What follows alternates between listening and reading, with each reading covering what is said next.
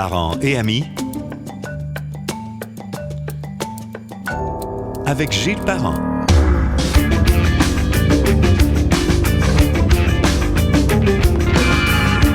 Bonjour et bienvenue sur Parents et Amis. J'espère que vous allez bien, peu importe l'heure. J'ai croisé des gens qui me disaient « Ah, on vous a... » Ouais, évidemment, je n'étais pas très surpris, là. Mais on vous écoute en allant prendre une marche, en allant marcher le chien, quand je dors pas la nuit. Fait que franchement, je disais « Est-ce que vous endormez avec moi? » Non, non, non. Ça passe très bien. Alors, on a un bon programme aujourd'hui. Et les gens qui sont habitués à nous écouter autant à la radio qu'en podcast, c'est la 5e année maintenant. C'est un classique annuel. On va parler d'un sujet qui est vraiment imposant, qui s'impose sur la planète et qui a peut-être une petite couche de plus cette année. Mon invité est professeur au département de communication à l'Université d'Ottawa, auteur, conférencier et chercheur. C'est un collaborateur de premier plan. Bonjour Luc Dupont, comment ça va? Bonjour Gilles, ça va très bien toi? Oui, notre programme. Tu sais, quand on a Noël, c'est quelque chose. Quand on a le Super Bowl, c'est quelque chose. On a une coupe d'ancrage là, qui, depuis 20 ans, je pense, font le bonheur de nos auditeurs. Oui, absolument. Puis d'entrée de jeu, je me dois de saluer un auditeur.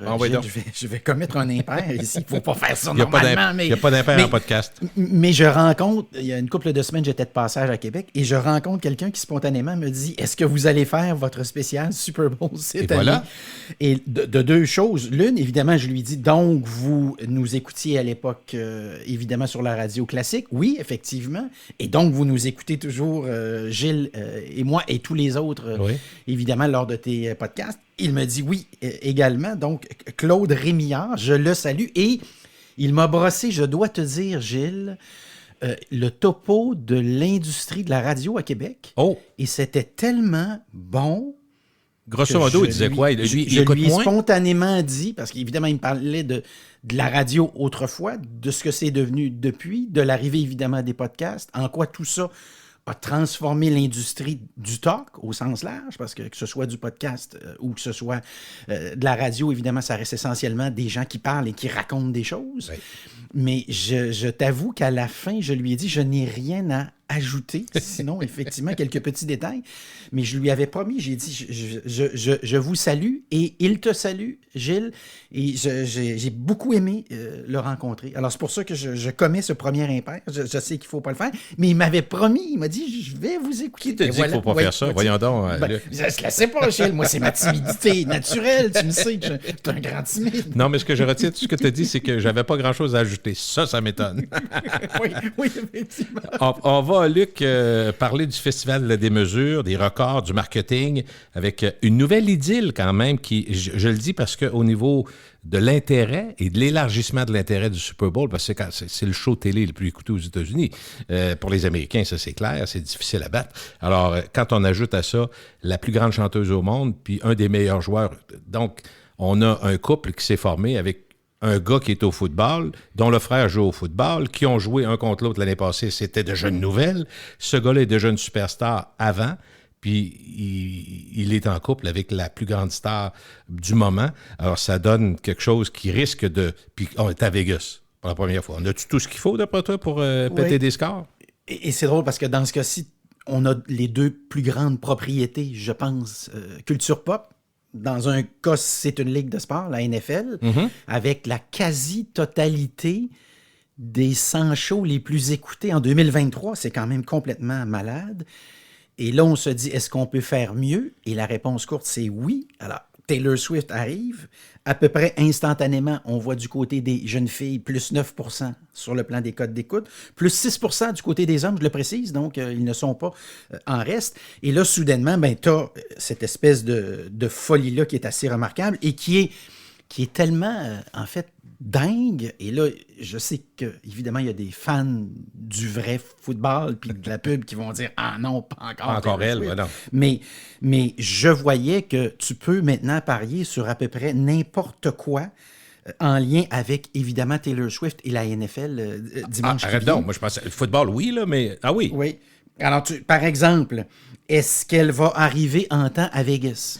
Bon, tu vas me dire, elle va finir à Tokyo le soir d'avant, 10 heures, elle embarque dans son jet perso. Oui, c'est possible. Il y a des gens qui ont fait ce calcul-là. Est-ce qu'elle va être habillée en Autre rouge, chose. mettons? Une chose Oui, comme ça? exact. Mais tu sais que oui, absolument. Tu peux parier sur la couleur du vêtement. Mais je blague pas, Gilles. Non, je sais. Non. Est-ce que Usher va chanter une chanson de Taylor Swift?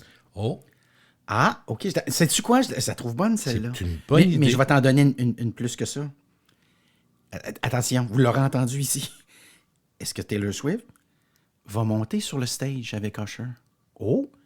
Là, tu te surprends à y penser, puis tu te dis, est-ce que ça sera un hit? OK. Évidemment, la NFL l'a déjà invité. Elle avait dit non. J'ai pas besoin de vous, vous avez besoin de moi. Puis effectivement, cette année, à certains égards, c'est pas tout à fait faux. Mais là, tu devines la folie. Mais je vais t'en donner un autre, ben, Gilles. par ça, j'en ai une. Si tu me permets, je vais en avoir une après. Vas-y. Oui, je vais t'en donner un autre. Est-ce qu'on va la voir monter dans le jet à Tokyo? Est-ce qu'il va avoir une caméra dans le jet? Est-ce que tu vas la voir descendre du jet à Vegas? Dans le jet, ça serait trop, à mon avis. Mais avant et après, j'en doute pas.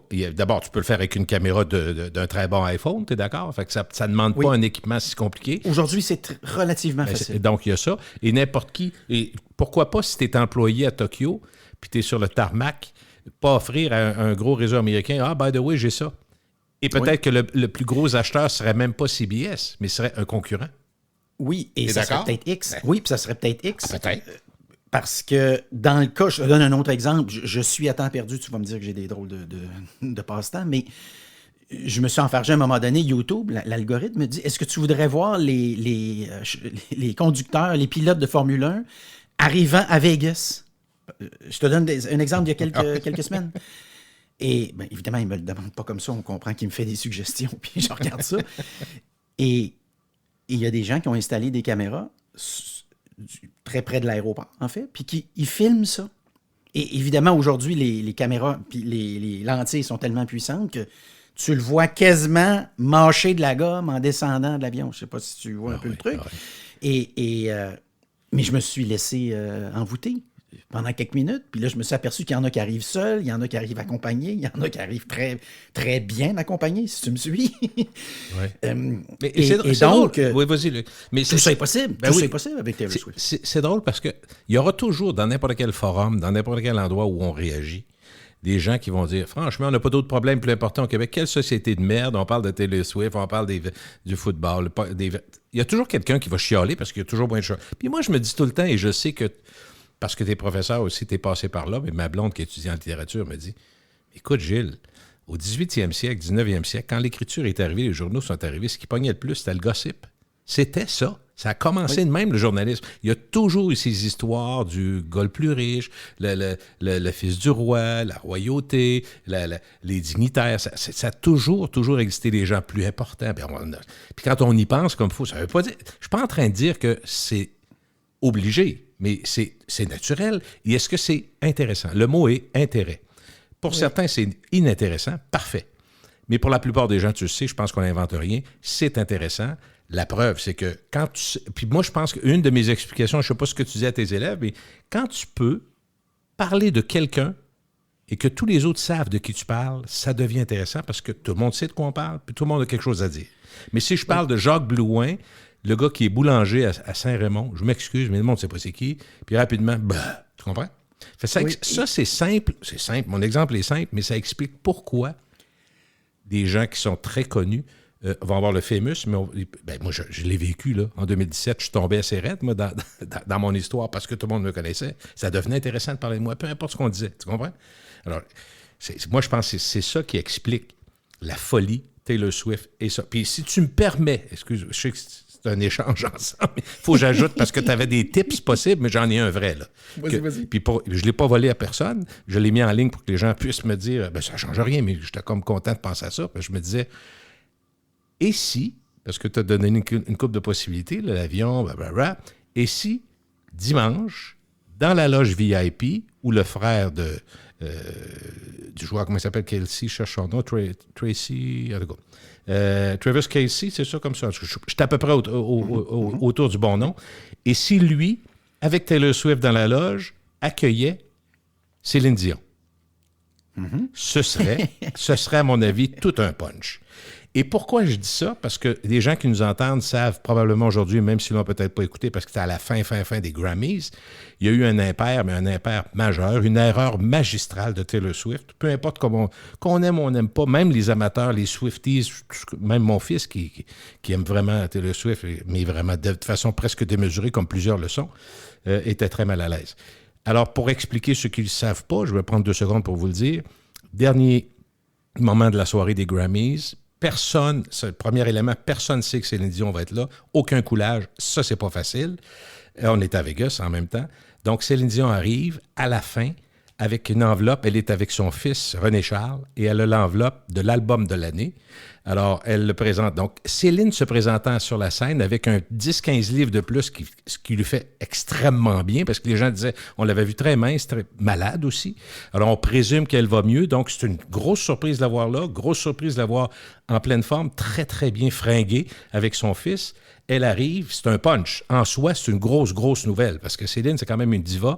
Quand on regarde sa carrière, elle a fait le Titanic, tout ça. Je n'ai pas besoin de vous dire à quel point, aime ou aime pas, c'est une femme qui a été majeure dans le monde de la musique. Gagné plein de Grammys. Donc, c'est le punch de la soirée. Alors, Taylor Swift gagne. Et pendant qu'on la voit arriver, c'est pas négligeable ce que je veux vous dire, on entend « Because You Love Me », puis on voit très bien Taylor Swift dans la salle qui est debout, qui danse et chante sur cette tune-là. Donc, il n'y a pas d'animosité visible. Mais, quand on nomme Taylor Swift, elle monte sur scène avec l'équipe qui a écrit et Lana Del Rey, qui est sa grande amie. Et quand elle s'approche de Céline Dion, elle se retourne vers l'arrière pour voir sa gang qui célèbre. Puis, je m'excuse, je vais le dire comme je l'ai vu, elle pogne le trophée des mains de Céline Dion sans la regarder et s'en va parler en avant. Alors, de tout, peu importe ce que je vais vous dire, c'est une erreur magistrale parce que ça souligne, c'est comme ce que ça donne comme impression, c'est qu'elle se fout complètement de Céline Dion, qu'elle ne veut rien savoir, mais je pense que c'est une étourderie carrément. C'est une erreur, je ne veux pas l'excuser, vraiment pas. C'est une erreur magistrale, c'est un manque de respect. Elle aurait dû au minimum faire ce que Miley Cyrus a fait juste un peu avant, dire oui, je suis contente, mais avant d'aller plus loin, je suis tellement contente aussi de voir Céline qui va mieux en arrière, une icône, on l'applaudit. N'importe quoi, peu importe. Ou juste au minimum la regarder, faire un petit colleux, n'importe quoi, ça aurait été simple, mais le fait de l'ignorer, c'est une erreur magistrale. Maintenant, on a tous vu après ça, récupération, Céline et Taylor Swift enlacés dans le backstage.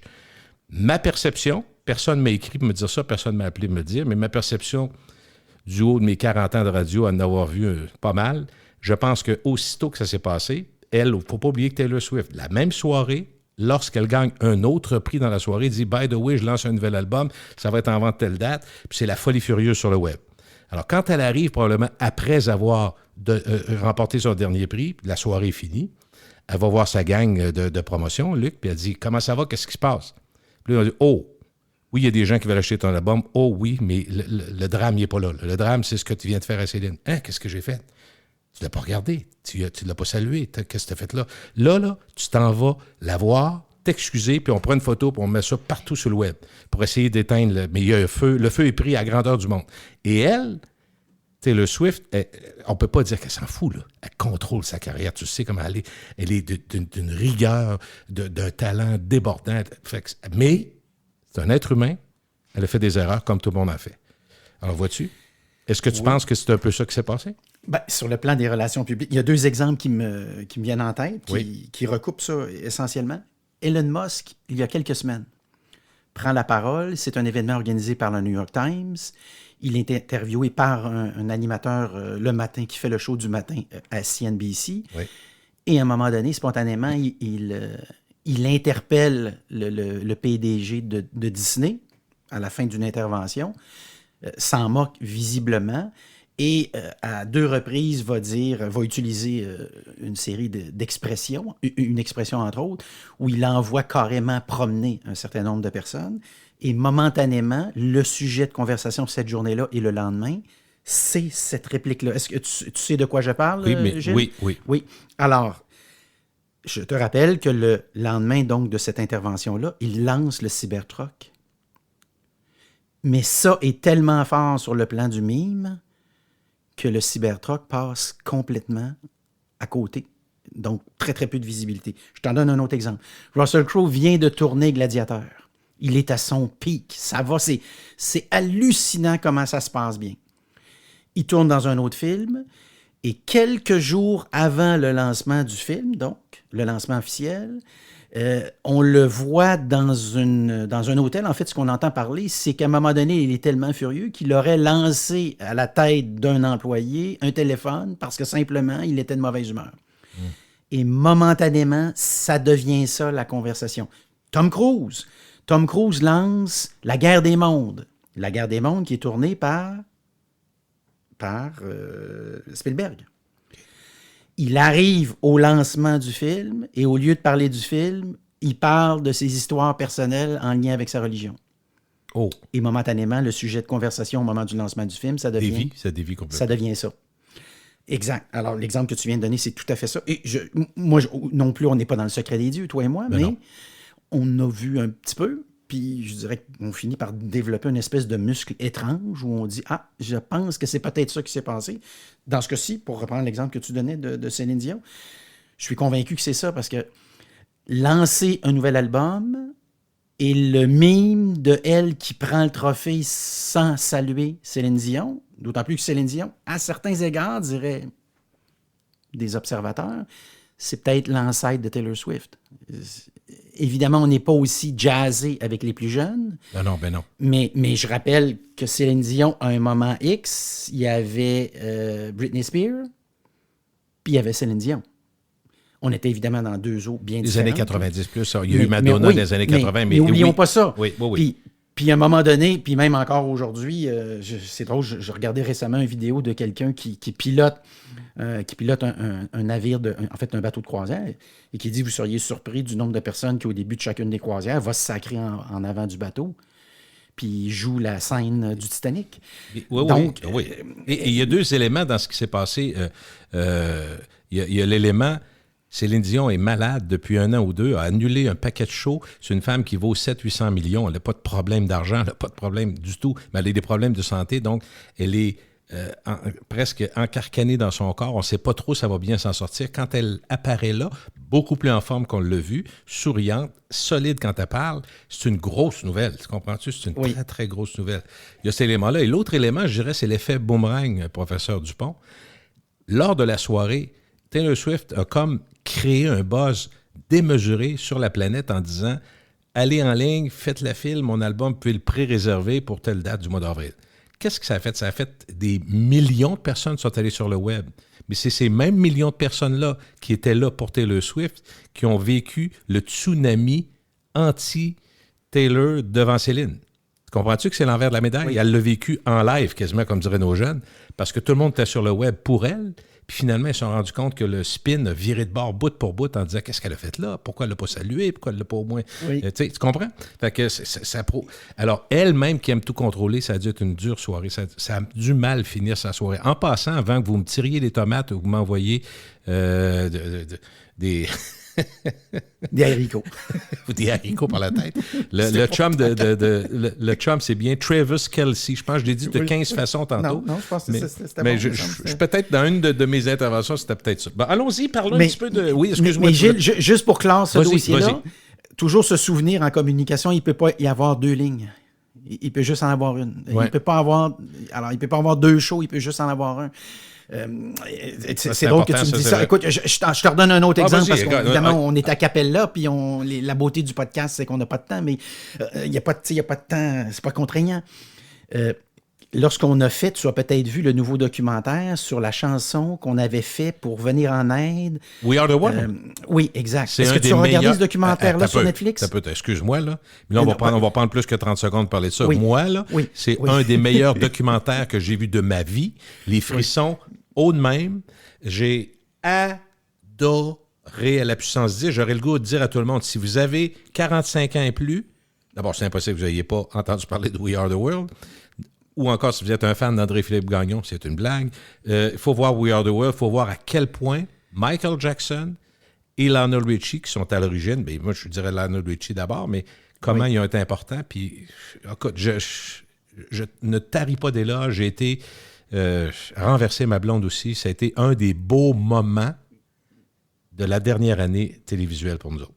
Oui, puis dans le cas du documentaire en question, c'est que toutes les personnes, et effectivement, tu dis 45 ans et plus, 40 ans et plus, oui, quelque chose comme ça, toutes les personnes qui nous écoutent ont, à un moment donné ou un autre, trippé sur une des personnes qui est dans la salle.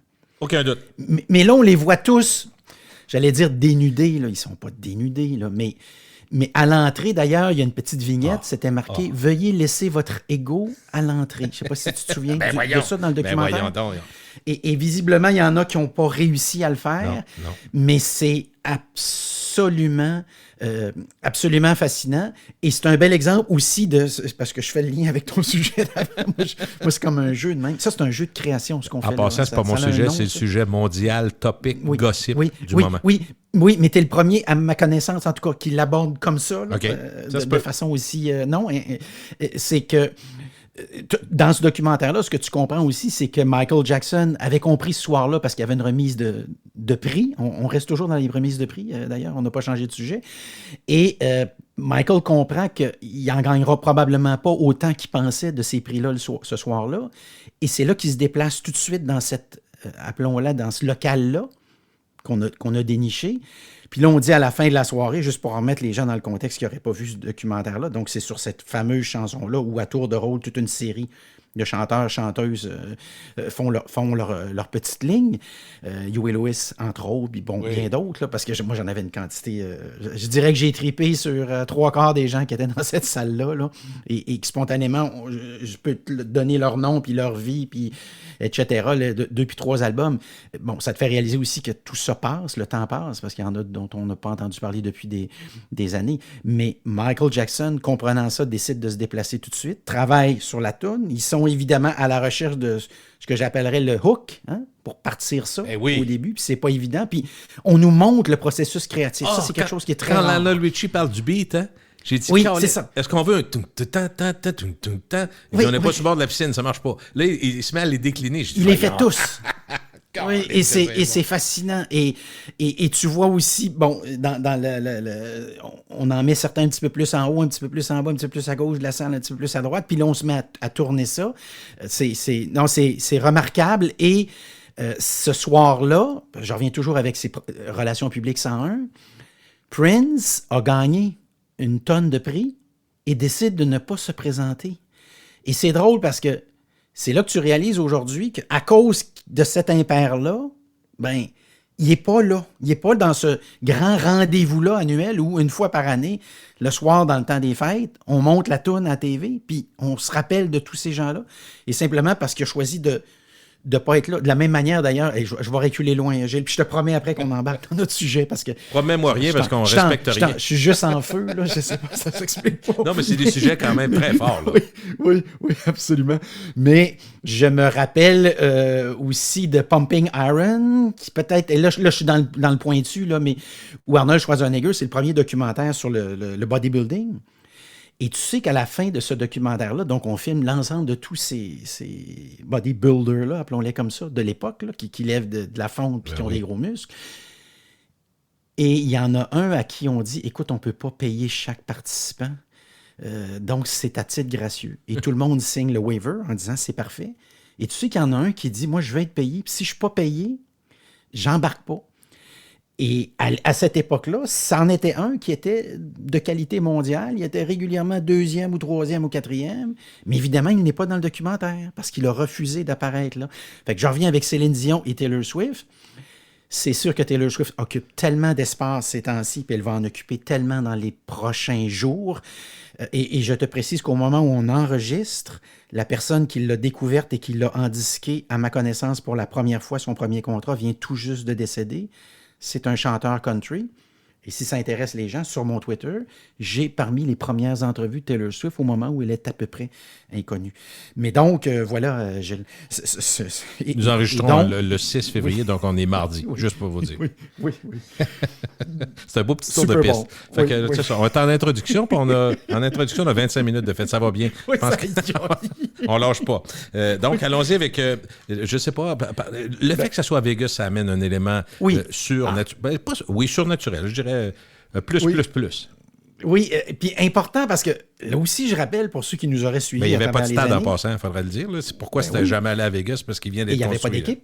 Effectivement. Et il n'y avait Ouais. pas d'équipe. Ouais. Et je rappelle qu'il y a une vingtaine d'années, lorsqu'on a commencé, toi et moi, à échanger sur les pubs du Super Bowl avec un a priori super le fun, c'est si vous voulez comprendre les stratégies du moment en communication, marketing, médias, ben, jetez un coup d'œil sur le Super Bowl. Il y a tellement d'argent que ça va nous permettre de décanter c'est quoi les trucs du moment, qu'est-ce qui est à la mode, qu'est-ce qui est passé de mode, etc. Et il y a une vingtaine d'années, j'ai souvenir qu'on échange, toi et moi, et Vegas a acheté un 30 secondes au Super Bowl. Et tu te souviens de la suite de l'histoire? Peut-être pas. La NFL dit, il n'est pas question que Las Vegas achète 30 secondes au Super Bowl. Pourquoi? La ville du Ben, vice. parce qu'on... Oui, exact. Sin City. Et tu te souviens de ça? Oh oui, ben oui. Ben oui, je viens d'allumer, là. Ben oui. Alors que là, X années plus tard, et la NFL et son équipe à Vegas se déplacent à Vegas pour l'événement.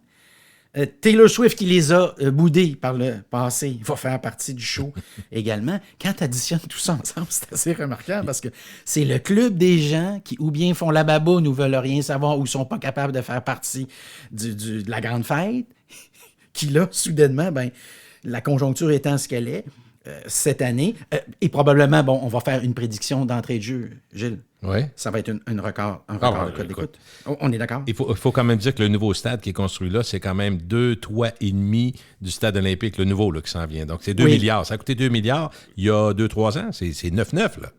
Oui, alors, il ne faut pas que j'aille sur le stade olympique, par contre, parce qu'on est cuit. Non, complètement. on Si a j'y vais une autre là- 25 non, mais minutes de- ça me chatouille, mais j'irai pas. OK, vas-y Ça me pas. chatouille. On garde ça pour plus. OK, Peut-être donc- la fin. 7 millions pour un 30 secondes.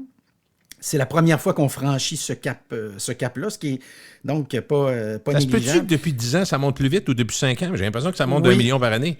Oui, momentanément, dans le cas de lorsqu'on était La pandémie. La COVID, oui, la Ouais. pandémie, exact. Là, on a eu un petit quelque chose où on a dit, oups.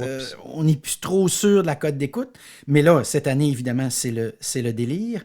Et l'autre délire, alors pour le coup par mille, je te le donne parce que, évidemment, on a un auditoire un petit peu plus pointu qu'à l'habitude, puis qui nous suit probablement depuis quelques années. Ça veut dire que c'est 70 $ du 1000 pour Personne rejoindre. rejoint, OK. Oui.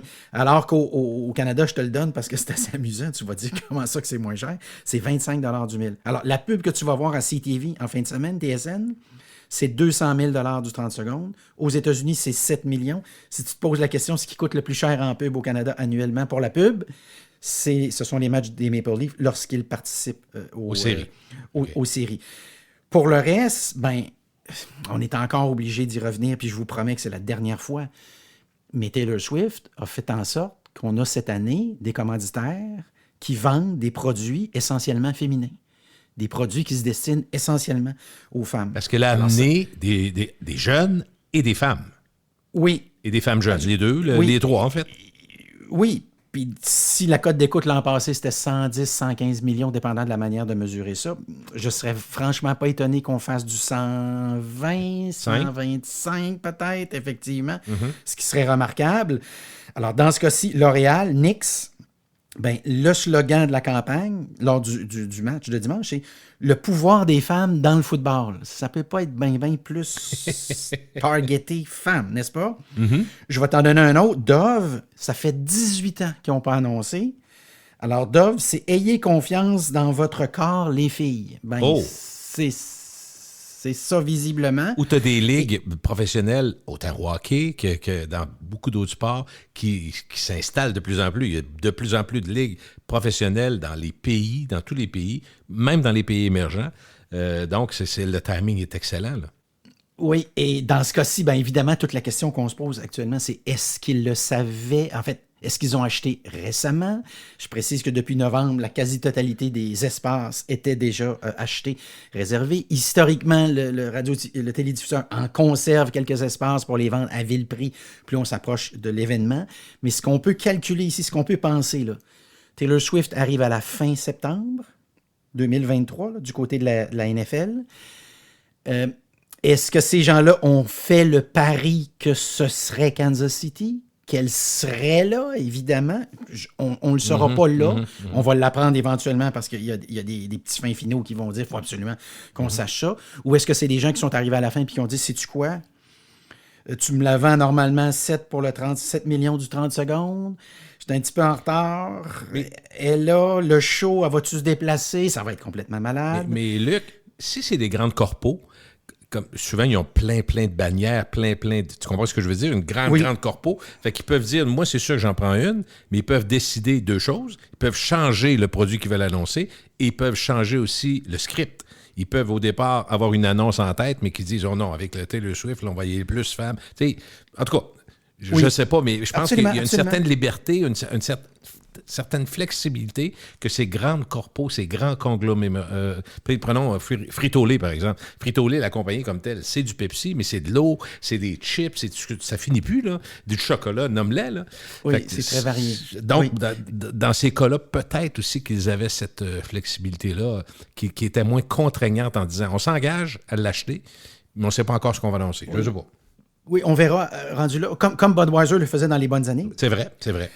Dans ce cas-ci, oui, puis puisqu'on parle de Budweiser... Il va falloir en parler, c'est sûr. Ça a toujours été là les aussi, chevaux, c'est intéressant. Et je précise toujours que le meilleur podcast, et j'en ai parlé à quelques reprises de Budweiser, le meilleur podcast que j'ai fait, c'est avec toi. On a fait 1 heure pour expliquer en long et en large ce qui s'est passé. Donc, si c'est quelque chose qui vous intéresse, il faut écouter ça. C'est une bonne le raison fameux scandale Bud Light, c'est ça dont on parle? Bud Light, exact. Oui. Mais pour faire une histoire extrêmement courte, donc Budweiser l'an passé, c'est drôle, on avait jasé de ça, toi et moi, Budweiser ne reconduit pas son exclusivité de bière. Alors, cette année, tu as Coors Light qui va être là, qui est un compétiteur direct. Ça ne peut pas être plus compétiteur que ça, puis ça ne peut pas leur faire plus mal que ça en passant depuis 1 an. Autre élément non négligeable, c'est qu'on avait réduit la pub dans les médias. On n'avait pas ramené les chevaux. Alors, je t'annonce que cette année, les chevaux reviennent. On avait décidé d'acheter, il y a plusieurs années déjà, un compétiteur. Puis éventuellement, on a été obligé de scinder tout ça en deux. C'est ce qui fait que si vous buvez de la Corona au Canada et de la Corona aux États-Unis, l'argent ne va pas dans les mêmes poches. C'est vraiment quelque chose de très, très étrange et bizarre. Depuis ce temps-là, d'ailleurs, Budweiser, Bud Light s'est joint à la UFC et redevenu le commanditaire officiel de la UFC. C'est un contrat, pour ce qu'on en sait, 6 ans, 105 millions par année. Fait que là, fais un chiffre facile, 630 millions.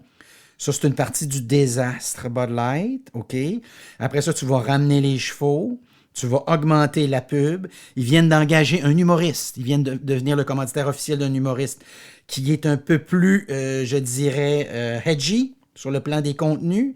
Donc ça risque de plaire à des gens qui momentanément avaient abandonné la marque. Et tout ça, c'est important parce que si tu vends moins de bière à l'épicerie, 1 fois par année aux États-Unis, on reconduit l'espace congélateur. En fait, réfrigérateur, ou en tout cas, tu vois ce que je veux dire. Oui. Peut-être pas congélateur. Mais dans ce cas-ci, oui, réfrigérateur, exact. Et donc, tu ne peux pas te permettre trop longtemps d'être pas bon. Alors, dans ce cas-ci, je rappelle que la Modelo est passée devant la Bud Light comme bière la plus consommée. L'an passé et depuis 2 ans, Bud Light avait ralenti la cadence au Super Bowl. Cette année, ils reviennent avec 2 minutes et demie. Tu parlais tantôt de on peut annoncer ceci ou cela. Alors, cette année, pour moi, ça, c'est un signe sur le plan culturel. Et ça, c'est un autre petit aspect qui m'allume beaucoup quand on parle du Super Bowl, toi et moi.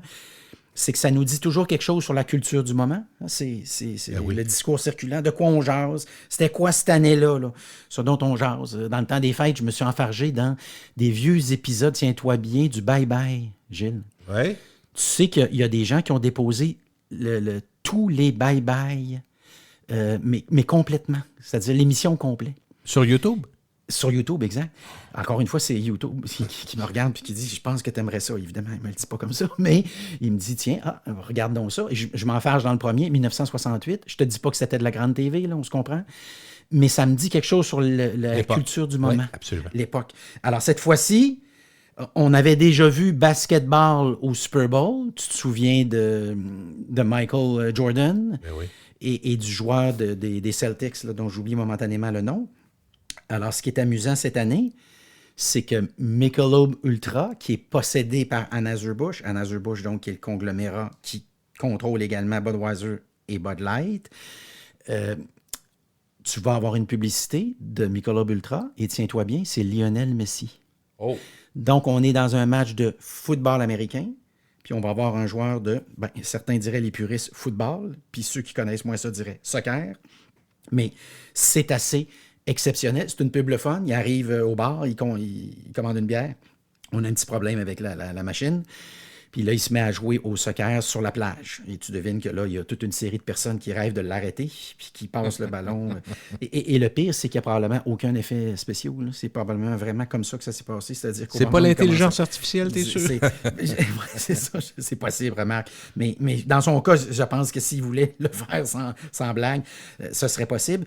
Donc, tu vois, je te donne toute la série d'erreurs. Réduis la pub dans les médias, augmenter la cadence dans les médias sociaux. Si vous êtes en business d'ailleurs, je vous invite toujours à réfléchir à ça. Je sais que c'est très à la mode de dire, mets plus de médias sociaux puis ralentis la pub. La majorité du temps, ça marche pas. Ça marche parfois, mais la majorité du temps, ça marche. En passant aussi, pour ceux qui nous écoutent, ton podcast avec le restaurateur Gilles, oui. La pizza.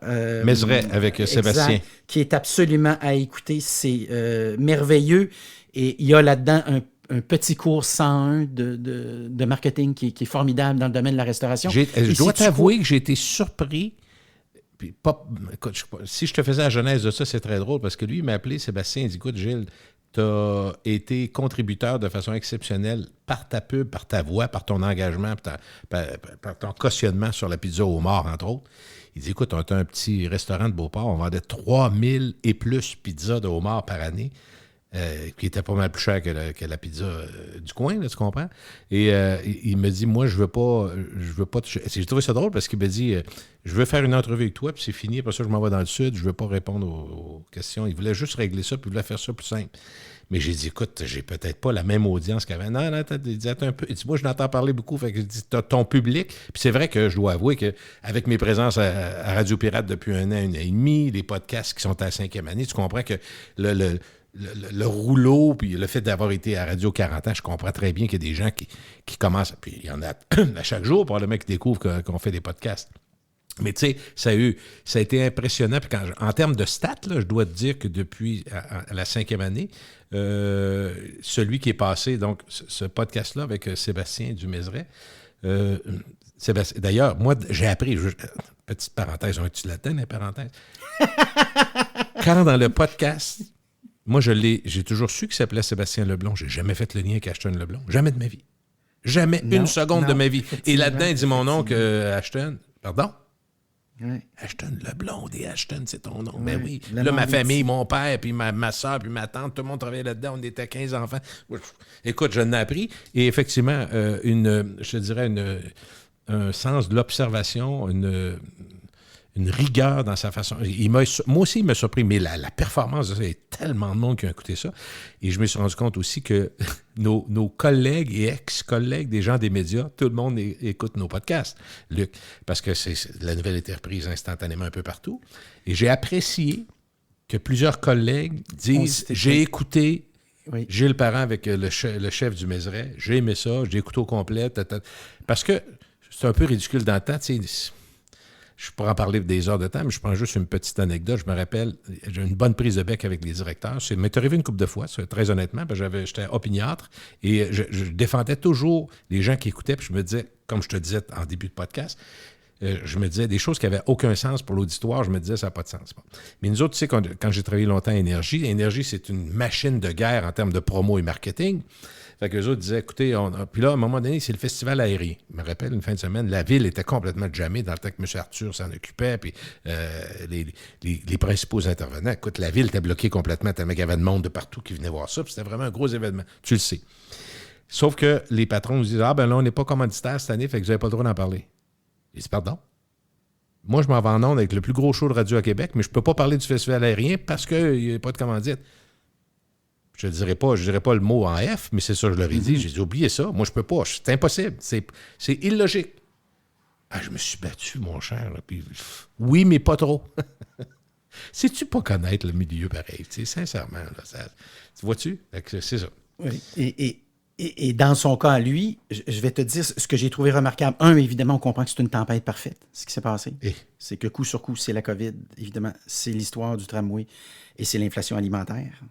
Mais l'autre chose, et je trouve ça remarquable, c'est que jusqu'à ce moment-là, autour de nous, partout, on entendait, et on entend toujours dire ça coûte cher au restaurant. Et c'est vrai que ça coûte cher au restaurant. C'est pas faux que ça coûte cher. Hein? Ça coûte cher. Il disait la même chose d'ailleurs. Mais l'espace d'un instant, on dit ils n'ont pas le contrôle sur tous ces éléments-là. Ils sont un petit peu coincés. Et sais-tu quoi? Je trouvais que ça avait le mérite de nous donner l'autre côté de la médaille. Comprendre. Moi, la caisse de bière à 85$, elle m'a allumé. J'ai dit, elle me renverse. Mais elle me renverse. Mais moi, ça, en tout cas. Non, mais c'est vrai que c'était. Non, mais c'était de l'éducation. Moi, j'ai appris. Oui, mais c'est renversant. Alors, en même temps, quand vous avez tous ces bâtons-là dans les jambes. Est-ce que ça t'a frappé, l'employé, à 12$ qui est à 45$? Effectivement. Et donc, à la fin, tu dis à la fin, bon, ben, là, je comprends. Puis là, tu te surprends à dire, qu'est-ce qui va arriver pour la suite des choses? Parce que la situation, là, ce matin, n'est pas meilleure qu'elle était. Pas du tout. Qu'elle était avant. Autre chose, Gilles, je reviens, c'était notre parenthèse restauration, mais je le recommande encore une fois, c'est vraiment très touchant aussi. Je vais t'ajouter ça, Gilles. Parce que derrière chaque entreprise, il y a des humains, oublions jamais ça. Ouais. Et la beauté du podcast, et je le dis toujours, la voix humaine dit beaucoup de choses. Il y a des choses qu'elle dit, là, il y a ce qu'on peut raconter, toi et moi, mais il y a aussi ce que j'appellerais le... Et on peut prendre un autre petit 30 secondes sur ce que tu viens de dire, si tu me permets. Vas-y, parce que, écoute, on ouvre des portes, là, ça n'a aucun sens. Je ne sais pas pourquoi, mais c'est impressionnant. Ça, des choses qui sont des marqueurs de notre société actuelle. Tu me dis la voix humaine.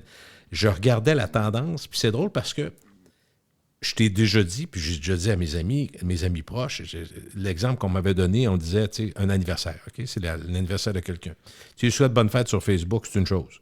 Tu t'en vas sur Messenger, c'est plus privé, tu lui souhaites bonne fête, pas pire. Tu envoies un texto, c'est aussi un petit peu plus personnel, une coche de plus. Mais si t'appelles, là, c'est ton frère, ta soeur ou un bon ami, t'es d'accord? Donc, cet élément-là, pour moi, tu sais, en même temps, on faisait des blagues, mais quand on s'écrit, mettons, Alain Crête m'écrit, on pourrait se voir vendredi prochain, après à peu près 15 secondes, le téléphone sonne. Calice de texto, tabarnak, on peut-tu se parler? Parfait. Non, c'est ça. Ben, on se dit, on est des vieux de la vieille, mais en même temps, non. Oh non, là, un marqueur de la société. Nos jeunes écrivent de plus en plus par le Vox, c'est-à-dire autant Messenger que les textos, paye sur le piton, puis parce que des fois, tu veux faire ressentir ce que tu as vécu. Tu vas dire, j'ai rencontré les choses hier. Puis comment ça se fait que donc, ils se font des messages oraux qu'ils envoient. Tu vas me dire que ça ne s'est pas inventé cette année. Mais de plus en plus de gens, dont moi, ma blonde, des gens autour, on le fait, pas juste par paresse pour écrire, mais par volonté de communiquer quelque chose qui est plus humain. Tu as dû noter ça, là, que de plus en plus de gens le font.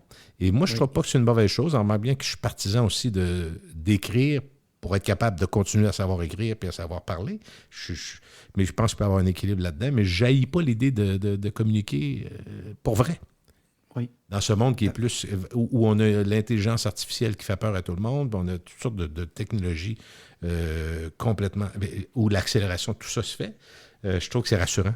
Je sais pas, il y a quelque chose qui me rassure là-dedans, de voir que des jeunes, aujourd'hui, recommencent à s'appeler puis à se donner des messages vocaux. Je trouve que c'est comme un retour intéressant. Oui, et en parlant de choses rassurantes, Gilles, les commanditaires du Super Bowl, beaucoup de commanditaires, et je sais que tu as quelques stats, hein, je te laisse le temps d'aller chercher ta feuille de papier rapidement.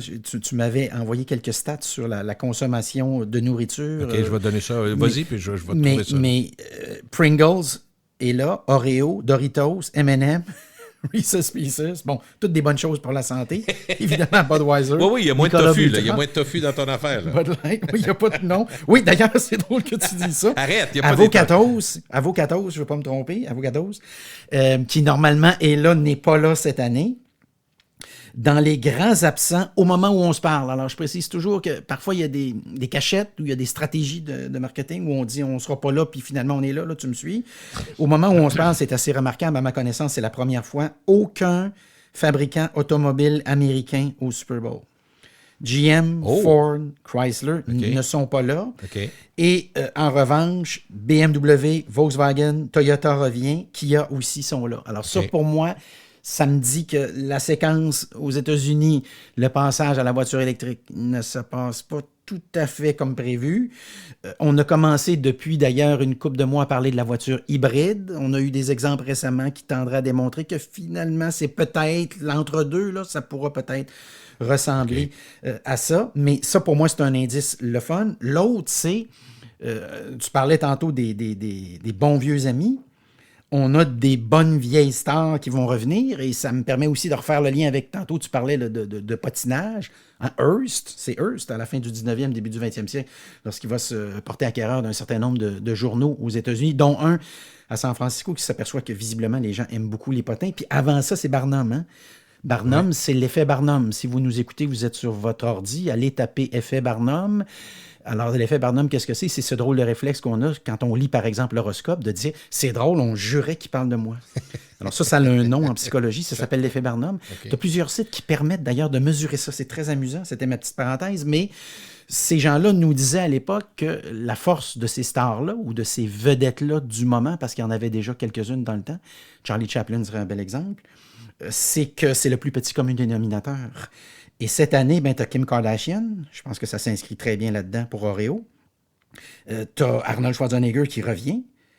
Tu as Stone Cold Austin. Alors là, c'est pour ceux qui préfèrent peut-être la WWE. Tu as Tom Brady qui revient. Tom Brady qui, parenthèse, au moment où on se parle, fait l'objet d'une poursuite aux États-Unis de la part des investisseurs de FTX. Ah oui? Et oui, alors ici, ça pourrait être un précédent, quoi qu'il y en a un minuscule qui existe, là, si je vais être pointu, mais où on dit, quand la star nous dit d'acheter tel produit, elle est responsable du produit. Alors, tu vois le genre de problème que ça sous-tend, c'est que soudainement, t'encaisses le chèque, tu dis d'acheter tel produit, le produit n'est pas à la hauteur, et là, les gens poursuivent non pas le produit, quoi qu'ils peuvent le faire aussi, le porte-parole. Mais le porte-parole, exact. Alors ça, c'est cette année. Est-ce que ça va être le jugement va être rendu cette année? Je ne le sais pas. Généralement, ça peut durer des années aux États-Unis, mais Tom Brady fait partie de ça. Et alors, Tom Brady va être dans une pub avec Wayne Gretzky pour BetMGM. Et aussi curieux que ça puisse paraître, parce que j'avais la liste des gens qui sont là puis qui sont pas là cette année. Je t'aurais juré que BetMGM avait déjà acheté une pub. Vois-tu comment, dans ma tête, les paris sportifs et la NFL, même si la NFL a probablement été la ligue la plus récalcitrante à cet égard-là, là, pendant longtemps, ça explique aussi pourquoi on n'était pas à Vegas, je le rappelle toujours. Mais à partir du moment où, en 2018, le gouvernement américain rend légal ça dans les États, ben là, il n'y a plus de raison de ne pas aller là. Mais j'étais certain que BetMGM, FanDuel, évidemment, qui est là cette année, mais ils étaient là l'an passé. Tu as Etsy, le site, alors qui serait le Amazon, mettons, du... Comment j'allais dire, du macramé. Oui, c'est ça, des fermières. Mais on des se sacs comprend. de fermières, ça donne cette impression-là. Oui, mais c'est ça. Quelqu'un m'a envoyé il y a une couple d'années un beau cadeau qui savait que j'étais un grand fan de Colombo. Ma petite tasse à café de Colombo, achetée sur Etsy. Tu vois-tu, c'est le genre de truc, un produit extrêmement pointu. Kawasaki va être là. Dreamstick, je te parlais tantôt de Pringles, Oreo, Doritos, M&M, Reese's Pieces. Dreamstick, tu le vois ton Dreamstick, il est bon, surtout le petit truc dans le fond là, au chocolat. Popeye, les restaurants, à pas confondre avec les Popeyes qu'on a connus. Ben c'est ça, moi je n'arrive pas à comprendre, parce que c'est autre chose, on a connu ça, Première Avenue, il y en avait un, les Popeyes, puis la rue Saint-Jean, quand j'étais jeune. Aussi, oui, rue Saint-Jean, ben oui. Dans ce coin-là, je vais pas me tromper. Absolument. Après ça, t'as pas mal ceux-là. Évidemment, je te parlais de Budweiser un petit peu plus, peu plus tôt. Je pense que tu sais parce que tu es prof de marketing. Mais comment on appelle le dimanche du Super Bowl pour les vendeurs de croustilles? On l'appelle le Black Friday de l'industrie du snack. Le Black Friday en disant que 615 millions de dollars vont être dépensés dimanche. 615 millions en Amérique du Nord dépensés en croustilles. On dit que la vente de chips de tortillas, donc au blé d'Inde, dans le fond, au maïs, ça augmente de 20 %. la semaine précédant le Super Bowl, 20 donc ça en mange quand même pas mal. Pour les chips de pommes de terre, donc c'est 10 d'augmentation. Et les trempettes, de plus en plus populaires, 32 d'augmentation. Tant qu'être d'install, je vais t'en donner quelques-unes aussi. On dit que 68 des amateurs de football vont boire de la bière. Donc, ceux qui vont boire, parce qu'il y en a qui boivent de l'eau, il y en a qui ne boivent pas, là, mais ceux qui boivent, 68 vont boire de la bière. C'est 1 milliard de dollars en bière au cours des 2 semaines qui entourent le Super Bowl. Un peu avant, il y en a toujours qui en prennent une le lendemain ou 2. Le lundi, on sait que c'est jamais c'est pas très profitable pour les entreprises le lundi suivant le Super Bowl. Et parmi les petites notes que j'avais, il y avait le Chicken Council qui rapporte que 1 milliard d'ailes de poulet sont consommées l'après-midi et le soir du Super Bowl, autant au restaurant qu'à la maison. Donc, ça reste le cliché des ailes de poulet. Et moi, je reste tout le temps... Autant tous ceux qui aiment ça adorent. Moi, je dis tout le temps, quand on décortique une aile tranquillement, ce qu'on fait rarement, parce qu'on souvent les grab, comme on dit, puis ouais, puis qu'on cherche le poulet là-dedans, c'est tout une job, là. Oui. Je sais pas si tu as déjà remarqué, là, mais... Oui, donc ça prend quelques ailes pour combler un estomac. On comprend que ça marche. Moi, j'ai tendance à penser que l'habitude que les citoyens ont prise, les habitudes qu'ils ont prises de mettre de la santé à travers, ça existe. Si je regarde, moi, les parties autour de moi qui s'organisent pour le Super Bowl, ça s'écoute beaucoup entre amis, hein? Puis avec celui qui a le meilleur système de son ou qui a le plus d'espace dans le salon ou dans le sous-sol, c'est souvent ça qui arrive. Et à part ceux qui vont dans les restaurants, mais il y a toujours il y a des versions, entre guillemets, plus santé. Tu sais, c'est vrai. Moi, en tout cas, on le vit, là. Tu sais, tu vas avoir les fameux des cauliflower wings qui sont très populaires, donc au restaurant, pour l'avoir vu dans plusieurs endroits aux États-Unis, ça existe. Donc, au lieu de manger les ailes, tu peux manger quelque chose. Autrement dit, c'est des épices qui font la différence, on est d'accord. Et il y a tout ce qui s'appelle légumes aussi. Fait que ça existe, mais en même temps, tu sais, quand tu manges des nachos, moi, je suis assez maniaque de nachos. J'en mange pas si souvent, là, malgré les apparences, mais ça fait partie la nourriture fait partie de l'ambiance, mais en réalité... Ce qui est très drôle, Luc, c'est quand tu décortiques le temps de jeu. C'est fou, parce que moi, je regardais le dimanche, là, ça va être à CBS. L'année passée, c'était à Fox, à ma connaissance. Mais dimanche, l'avant-match commence à 11h30. Avec les grosses équipes, là, les meilleurs annonceurs, les animateurs et autres. 11h30, le match est toujours bien à 6h30 le soir, là. Oui, et en termes d'action, c'est année 7 après heures année, avant. ce qu'on nous rappelle, c'est quelques minutes, en fait. C'est une douzaine de minutes d'action comme telle. Et ça nous rappelle que la beauté du football américain, à cet égard-là, et ça, c'est le petit inconvénient du soccer, mais c'est dans sa construction, c'est que c'est un produit parfait pour la télévision, puisqu'il y a un jeu, il y a un arrêt, il y a une reprise, il y a une pub, il y a un caucus, il y a un jeu, il y a une reprise, il y a un arrêt avec publicité, on repart, et c'est constamment comme ça. L'autre élément, c'est qu'évidemment, dimanche, tu ne peux pas rentrer dans une salle en disant « c'est aujourd'hui que je commence ma diète ». C'est l'état d'esprit du moment. Donc, il y a une espèce de consommation tout azimut là, qui caractérise à bien des égards la fête et qui fait que... oui. Oui. C'est là-dessus. C'est parce que c'est drôle parce que toi, tu nous dis toujours. Fait que je sais pas combien de fois tu nous l'as dit pour nous faire peur un peu. Non, mais en même temps, pour être réaliste, tu disais en début de janvier, résolution, puis une couple de jours après, 15-20 janvier. Puis 17 jours. Bonsoir. Oui. Mais le mois de janvier, c'est pour bien des gens, c'est le mois de sobriété aussi. Après les fêtes, on ne boit pas. Mais imagine-toi comment on repart ça, toi, avec le Super Bowl. Les chips, les ailes, tassez-vous les régimes, tassez-vous les résolutions, puis tassez-vous le plus de boisson, on repart. On recommence à vivre. Puis on embarque évidemment après ça dans la Saint-Valentin. Oui, ben oui. Fait que là, il y a une espèce de séquence où on repart le moteur, parce qu'évidemment, il faut repartir le moteur. De la même manière qu'on avait créé le carnaval en disant février est très difficile à Québec.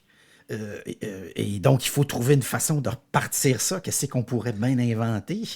Et cette fête-là de l'hiver, de la neige aussi, faisait que momentanément, on avait décidé de s'encabaner, puis là, on va sortir. Hein? Ça pourrait être une idée. Alors, dans le cas du Super Bowl, c'est l'état d'esprit. Tu parlais de consommation de nourriture, il y a consommation aussi de téléviseurs, HD, etc., tous ces trucs-là. Il y a le buzz autour, évidemment, de l'événement, les pubs qu'on va voir avant, les pubs qu'on va voir après. Et cette année, ce qui caractérise précisément là, la stratégie par excellence de marketing cette année, c'est que ce qu'on a mis sur Internet, c'est des teasers. Alors, année après année, on se pose toujours la question, est-ce que je suis mieux de ne pas en mettre du tout, de mettre la pub, de mettre un petit teaser? Est-ce que le teaser est toujours une partie de la vraie annonce ou ça peut être autre chose? Oui. Il est toujours une partie de la vraie annonce. Okay. S'il est bien fait, il te donne le goût de regarder la pub, mais en même temps, il ne faut pas que les attentes soient trop élevées. Ça, c'est un vieux truc de psychologie. Il faut réduire les attentes. J'ai un copain, Jasmin Bergeron, qui donne des conférences, l'effet wow. Puis dans le fond, essentiellement, l'effet wow, c'est réduire les attentes pour être capable par la suite de les dépasser.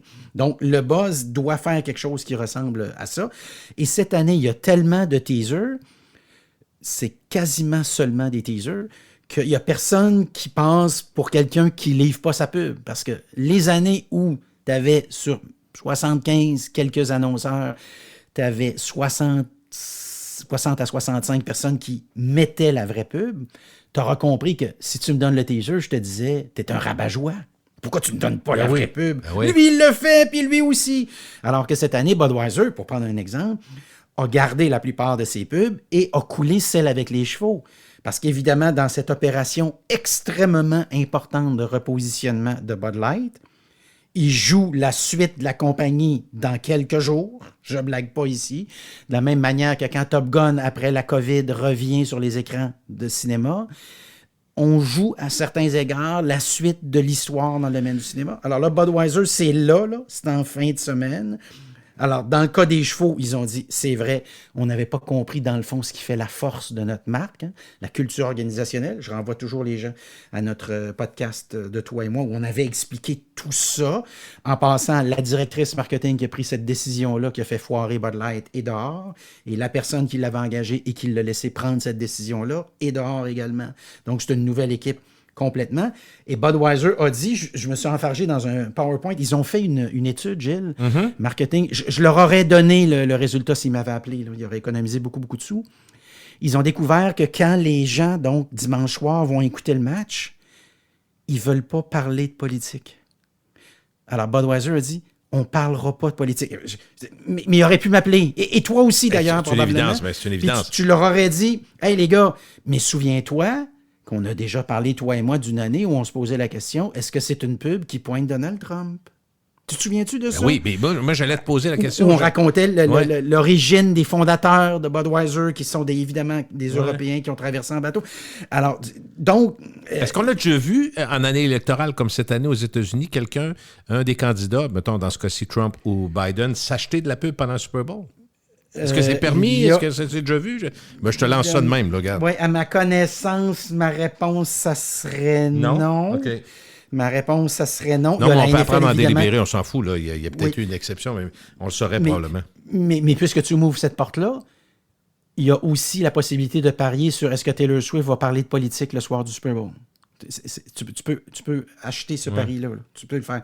Mais pas une bonne idée, d'ailleurs. Avec ce qui s'est passé avec Céline, je te dirais qu'il n'y a aucune chance qu'elle fasse ça. Parce qu'elle a déjà un impair dans la même semaine. Oublie ça. Là. T'es d'accord, Luc? De façon circonstancielle, écoute, je mettrai ma maison en garantie qu'elle ne touchera pas à ça. Ça va être, d'abord, c'est le parti du fun, c'est le parti du football. C'est deux équipes qui peuvent gagner. En théorie, on est supposé avoir un excellent match. Bon. C'est pas le temps. C'est pas le moment. Et alors, c'est ça. C'est ce buzz-là. Alors, c'est ce que Budweiser vient de comprendre après ces quelques égarements-là. C'est le buzz. Mais je me demandais ce qu'ils feraient avec la Bud Light. Je me disais, est-ce qu'ils vont tranquillement la fader out? Est-ce qu'ils vont la laisser aller?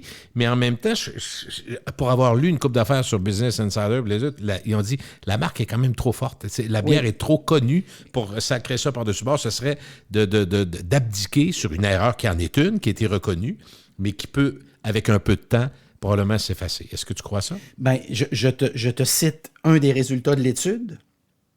Je rappelle toujours qu'au fond, une marque, c'est comme une personne. Ça a une personnalité, on est d'accord? Si je dis dans une salle de cours qui a un Apple dans la salle, puis je dis 2 secondes après qui a un Samsung dans la salle, les mains ne se lèvent pas de la même manière, avec le même entrain, la même vigueur. Alors ça, la différence, c'est ça. Coke, Pepsi, c'est essentiellement ça. Ouais. Alors dans le cas de Bud Light, tiens-toi bien, ce qu'ils ont découvert, alors c'est là où tu vois que c'est une histoire d'amour, mais je ne blague pas, Gilles. Hein? C'est vraiment comme ça que c'est compris, sur le plan de la marque. Il y a 40% des buveurs de Bud Light qui ont cessé d'en boire, qui ont dit on est prêt éventuellement à vous pardonner si jamais vous posez les bons gestes. Et mon Dieu, C'est capoté, c'est complètement capoté. Autrement Alors, dit, on a arrêté de la boire, ça n'a rien à voir avec le produit. Ça n'a rien à voir avec ce qu'il y a dedans. C'est ça. Tu m'as trompé, tu m'as trahi, Ouais. puis c'est fini. Mais sais-tu quoi? C'est pas Je complètement t'aime fini. Tellement que si tu engages un humoriste qui fait tel genre de blague, tu me ramènes les chevaux, c'est ce qu'on appelle l'americana, là, la vraie expression en culture populaire, c'est ça, c'est tout ce qui contribue à construire ce mythe-là. Là. Mais si tu me ramènes tout ça, puis tu me rappelles que c'est une bière de col bleu, parce que c'est ça, et c'est ça l'erreur qu'ils ont commis, évidemment, sur le plan publicitaire, c'est à cause ils sont arrivés avec, évidemment, cette personne-là, cet transgenre-là, qui a modifié complètement l'image de la Bud Light. Soyons modernes, c'était son idée. Allons-y. Oui, et d'ailleurs, c'est ça. Et dans un podcast, on entendait la nouvelle directrice marketing dire c'est parce que le problème, c'est que les buveurs de Bud Light, et il ne le disait pas comme ça, mais c'est ça que ça voulait dire, ce sont des gens un peu arriérés. Donc, on va les faire évoluer. Mais encore une fois, je renvoie tout le monde à notre podcast il y a quelques mois maintenant. On l'explique bien. Et donc, état d'esprit pour le Super Bowl, le buzz, 100 millions, c'est-tu 110, c'est-tu 115, c'est-tu 125? Moi, 125, je serais à l'aise de faire cette prédiction-là, puis peut-être je dirais 127. Et évidemment, le zapping est inexistant. Tu ne peux pas toucher à la TV. Tu ne peux pas toucher à la TV ce soir-là. Alors, tout ça fait que c'est un rendez-vous absolument unique. Mais, le 7 millions, sais-tu quoi? C'est un deal, Gilles. Cette année, moi je me dis, 10 millions, ça aurait peut-être été le vrai deal. Écoute, je veux revenir sur la Bud Light, OK, pour te faire sourire, je pense, parce que je fais un lien avec le vin. Parce que Christian Martel, tu sais, là, c'est un spécialiste du vin avec qui je parle depuis peut-être plus d'années que toi, parce que j'ai commencé à l'époque mais on n'était pas dans Radio Parler, c'est autre chose, là, mais... Christian, donc, il est là 2, 3, 4 fois par année. Et lui, il me disait qu'à des tests à l'aveugle, là, lui, il adore ça. Il le fait de temps en temps avec des clients, parce que des clients qui l'invitent, fait des tests à l'aveugle. Il dit, l'extrême, c'est quand on fait boire du vin à des gens qui se trompent de couleur. Ça, c'est assez impressionnant. Puis qui sont à jeun, là. Ils pensent qu'ils boivent du rouge, puis ils boivent du blanc. Bon, ça, c'est l'extrême. Mais l'autre affaire qui m'amène, là, ça va m'amener à la bière, c'est que quand ils font des tests à l'aveugle avec le vin blanc, et qu'ils servent ce que 80% des gens sur la planète font, trop froid.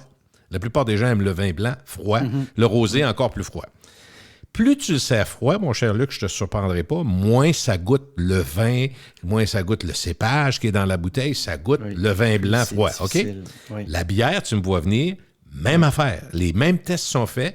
Plus la bière est froide, plus elle goûte rien. Excuse-moi, on comprend. Donc, ça me ramène au prof de marketing, au marketing et aux médias. Ça me ramène au fait que ces bières-là, Coors Light, Bud Light, Modelo, toutes les bières légères, entre guillemets, peu importe comment on les appelle, si on les sert très froides, parce que c'est souvent ça qu'on aime, une bière de soif, c'est bon, froid. Oui.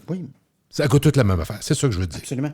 Oui. Je t'apprends peut-être rien, mais les gens, il faut qu'ils comprennent que qu'est-ce qui fait la différence? Mais Christophe, c'est ce qui entoure, comment on la vend, le marketing. Parce que la bière froide, comme on l'annonce, la Coors Light, là, avec la montagne qui change de couleur, dans le fond, on nous dit prenez-la très, très froide, vous allez penser qu'elle est bonne. J'exagère, oui. Là, c'est moi qui dis ça. Non, mais c'est ça, Gilles, oui, et ce que ça prouve, c'est que si le consommateur était rationnel, toi et moi, on ne sait jamais parler. Et je rappelle une petite anecdote, j'ai pas... Mais on improvise en passant pour les gens qui nous entendent, c'est pas écrit ce qu'on vous dit là, en passant. Ben, je rappelle, et c'est drôle parce qu'encore dans le temps des fêtes, je m'amusais à mettre de vieux vidéos VHS en numérique. Là. Maintenant, c'est assez facile à faire. Mais je suis tombé sur ce qui est possiblement une de mes premières entrevues à vie. Donc, on est au début des années 90. TQS à Québec. Tu te souviens de TQS à Québec? Oui. Pas très loin de Charlesbourg. J'espère que je ne me trompe pas. Puis, il y avait CA qui était juste au coin aussi, l'édifice, qui est toujours là, je pense, maintenant. L'époque José Duhamel, Pierre Jobin? Exact. Ouais, OK. Et une des premières entrevues que je fais, et c'est Jean-Luc Pelchat qui m'appelle, je le dis parce qu'il est décédé récemment, c'est un monsieur que j'adorais, et lui, avant chaque entrevue, et après chaque entrevue, il me prenait à part, puis il me donnait ses recommandations, ses conseils, ses observations, et il l'a toujours fait avec énormément de doigté, Gilles. Il y a des gens qui qui te parlerait de ça et qui le ferait de façon un peu lourdaude, si tu vois ce que je veux dire. Mais lui, c'était toujours fait avec énormément de gentillesse, d'appréciation, puis il voulait que je m'améliore. Donc, j'ai eu cette chance-là. Il a réussi. Donc, Jean-Luc Pelchat. Et donc, une des premières entrevues que je fais, je dis spontanément, parce que je venais de publier un livre à l'époque qui s'appelait Mille et un trucs. D'ailleurs, dont la dernière édition, il est tout juste la 4e édition. Tu n'as pas le choix de les mettre à jour souvent. Exact. Et c'est pour ça qu'il y a une 4e édition. Il faut l'ajuster parce qu'en 90, je ne t'aurais pas parlé de Twitter, de X, etc. Là, puis il faut ajuster le tir. Mais la nature humaine, elle, je rassure tout le monde, n'a pas changé. Quand je pense à LVMH qui vend des produits de marque statut social supérieur, la vanité, ça marchait il y a 30 ans. La vanité, ça marchait il y a 100 ans. La vanité, ça marchait il y a 2000 ans. C'est dans la liste d'ailleurs des péchés incontournables. Puis ça marche encore aujourd'hui. Donc, ça n'a pas changé, mais je reviens à la bière, puisque c'est de ça dont on parlait il y a 2 instants. Cette entrevue-là, qu'est-ce que c'était? Alors, je viens de sortir le livre. J'explique que toutes ces différences-là, elles sont complètement construites par le marketing, à quelques différences près, sur le plan des produits. On décide alors de me prendre au mot, puis on dit, sais-tu qu'est-ce qu'on va faire? On va identifier des experts buveurs de bière. Dans le temps, c'est la O'Keeffe, juste pour vous dire que le temps passe. Et c'est l'autre, là, puis 3-4 autres marques. Et puis on va leur faire goûter leur marque à l'aveugle, puis l'autre marque qu'ils détestent, parce que dans chacun des cas, ils disaient, je déteste telle marque. Alors, je me souviens d'un gars, je l'ai revu le vidéo il y a quelques semaines, là, ce dont je te parle. Le gars, il dit, je déteste Molson. Et là, on lui met 4 Molson, puis sa bière préférée. Donc, y a-tu facilité la vie, selon toi? Il y a les 4 qui détestent, puis la sienne. Oui. Tu sais ce qui s'est passé à la fin, hein? Il s'est trompé. Il n'y a personne qui a identifié sa bière. Et ce qu'on m'a raconté dans les jours qui ont suivi, c'est qu'il y a quelqu'un qui a rappelé à TQS dans la gang, puis qui a dit, vous ne pouvez pas me faire ça. C'est parce que là, mes amis m'ont vu pas être capable de reconnaître ma bière. J'ai perdu la face. On peut-tu le refaire? La prochaine fois, je vais l'avoir. Donc, ça clôt notre dossier Budweiser. Pour une bière industrielle comme Budweiser, effectivement, la clé de voûte, là, pour repartir les ventes, c'est le marketing, c'est ce qu'ils viennent de comprendre. Ouais. À la fin, là, pour avoir coupé dans la pub, puis avoir mis de l'argent dans les médias sociaux, puis avoir fait 3-4 autres erreurs, puis avoir oublié la culture organisationnelle de l'entreprise, puis les symboles qui ont construit la marque, à la fin, Gilles, ça leur aura coûté quelques milliards de dollars. Et si on faisait, c'est le genre de choses que tu dois parler à l'université avec tes nombreux étudiants. Si on faisait un test, moi, j'ai toujours pensé à ça, puis je sais pas pourquoi je te parle de ça là, parce qu'on vient de parler de perception de bière qui goûtent toute la même chose quand elles sont froides, puis on nous les vend comme devant être bu froides. Mais je me disais, si on prenait, mettons, 4-5 des plus grosses marques de chips que les gens adorent, les Lay's, nomme-les, je ne les connais pas toutes, ça n'a pas d'importance. On met des sacs transparents Ziploc, puis on met une petite quantité dans chaque. D'après moi, il y a une gang qui se tromperait. Oui, d'autant plus évidemment hein? que... Puis écoute, c'est ma sorte, hey, jamais tu vas m'enlever mes Lay's de ci. Mais tout le monde est de même, parce que, mais Christy, notre désir, notre plaisir des yeux et peut-être du nez pour certains, ceux qui sentent les chips, pas moi, là, mais ça sent quand même, là, vient de l'association avec la marque, t'es d'accord? Je pense que oui, mais je t'apprends rien, c'est ça que tu me dis depuis 25 ans, là. Mais, et la grande peine qu'on aurait, si toi puis moi, on partait... On se tromperait nous autres aussi. Visiter, oui, assurément, mais non seulement ça. La grande peine qu'on aurait, c'est d'entrer dans l'usine à chips puis de s'apercevoir que cette marque-ci... Elle est faite par là, puis c'est la même cette affaire. Marque-là, puis cette marque-ci... Toute la même affaire. Absolument. D'où l'importance d'avoir ce spécial publicité, marketing annuel du Super Bowl. Ce beau moment. Nos compliments, ça se peut que ça soit fait chez Frito-Lay, probable. Hein? Certainement que c'est possible. Est-ce qu'on a fait le tour? Je voulais juste pense qu'on a fait le tour. Un petit mot, si tu me permets. Oui, vas-y. Sur Joe Rogan, qui vient de signer avec Spotify. Parce que, tu sais, Spotify, c'est une machine de guerre suédoise en passant. Tout est américain. Dans les grosses compagnies, je dis ça grosso, là. Mais Spotify, c'est quand même suédois, il faut le dire. Puis ça a été lancé en 2006, ça fait pas 1000 ans. Là. Puis c'est une compagnie qui va bien qu'ils ont mis 1500 personnes dehors pour la rentabilité et tout ça, mais ils viennent de signer Rogan à 250 millions pour quelques années. Mais ce que j'ai trouvé extraordinaire, mon fils m'a appris ça, c'est que quand même, lui, Rogan est tellement gros, tellement big, tellement puissant, qu'il a réussi à dealer avec Spotify pour dire, moi, je veux faire mes podcasts live sur X. OK. Oui. Ils ont dit OK. Il gagne plus, puis en même temps, il a plus de liberté. Oui. Mais c'est ça, être famous. évidemment, ici, on va terminer cet parce que entretien sans une ou deux parenthèses. mais parce que je filerais facilement aujourd'hui jusqu'à on a un bon 7, rythme. 8 heures On a un ce bon soir. rythme. Mais j'invite les gens qui sont sur Netflix à regarder le documentaire sur Spotify. Je ne l'ai pas fait encore, mais on n'arrête pas de m'en parler. Et il faut mais là, j'ai fait au moins vois. We Are the World, là, j'ai un bout de fait. Là. Et ce qui fait, oui.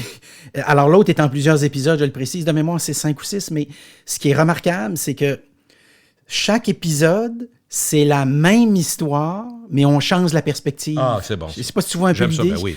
Tu te souviens-tu de Run Lola Run? Oui. Cours Lola Cours? Oui, Cours Lola Cours, absolument. Oui. Alors, Fantastique. Alors, un épisode, c'est l'avocate. Un épisode, c'est les geeks qui ont fait la programmation. Ouais. Un épisode, c'est le financement.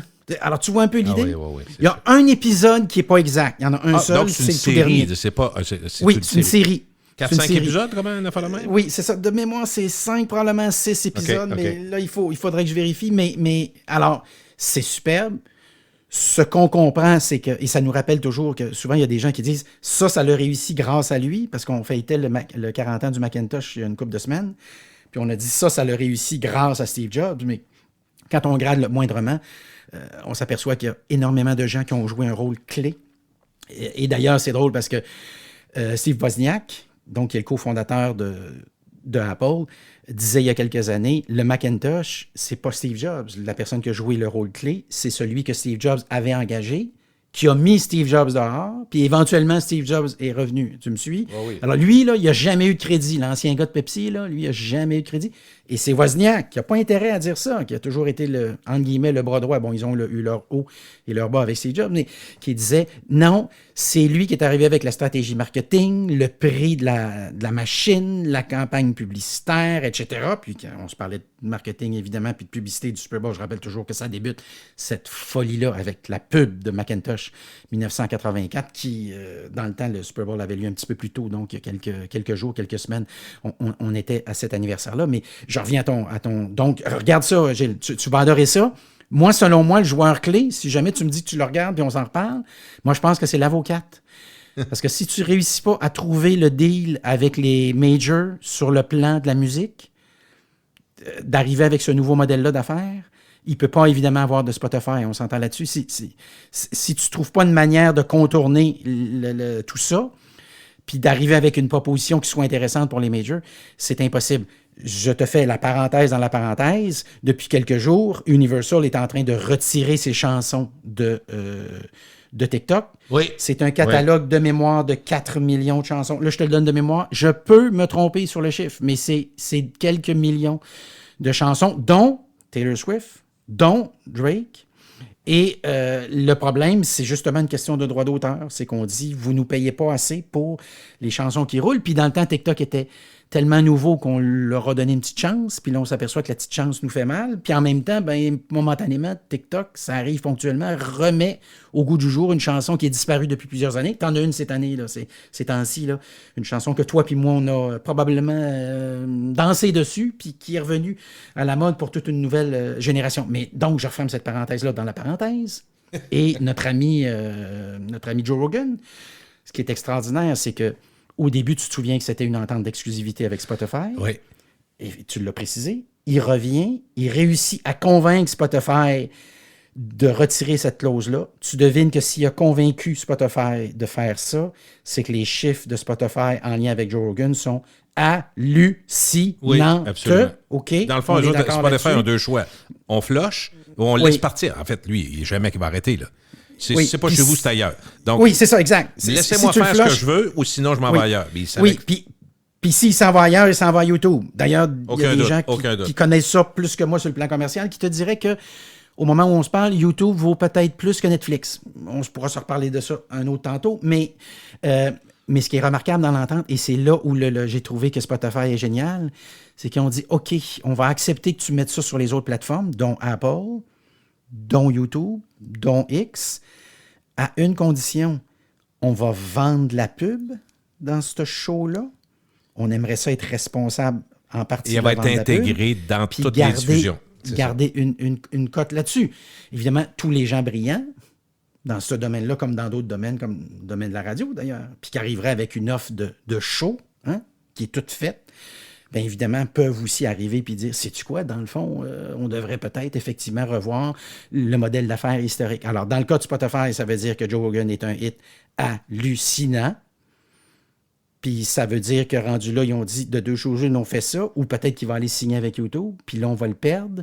Puis sur YouTube, il ne va pas être moins populaire, il va être aussi populaire. Parce que YouTube est en train de devenir, mine de rien, C'est très la fort, télévision. hein. Le minute où Ben tu oui. mets le tuyau, On tu est- branches ton téléviseur sur YouTube. Moi, On est mon à avis, côté c'est du fini. Apple TV, on est là. Absolument, complètement. On est là, Complètement. c'est fou comme de la marque. Bon, ben écoute, on a fait un beau... je souhaite... Est-ce que tu vas écouter le match quand même? Ce fut un plaisir. Toujours, et ce fut un plaisir. On part Bonne pas. écoute. Hey, Bon salut. match, mesdames, messieurs.